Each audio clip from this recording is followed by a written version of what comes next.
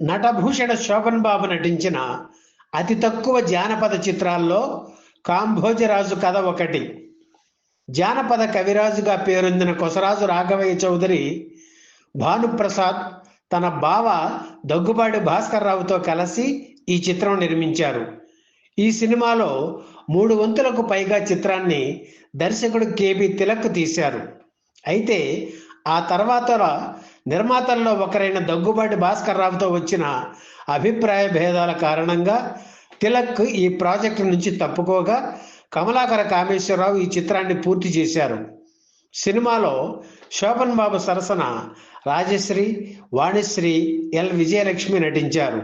కాంభోజరాజుగా గుమ్మడి, ఆయన 7 భార్యలుగా అంజలీదేవి, సూర్యకాంతం, సూర్యకళ, సబిత, తిలకం, మీనాదేవి, ఎంఎస్ లక్ష్మి నటించారు. ఈ సినిమా బుర్రకథతో మొదలవుతుంది. ముగింపు కూడా బుర్రకథతోనే. 1967 డిసెంబర్ 29న కాంభోజరాజు కథ చిత్రం విడుదలయ్యింది.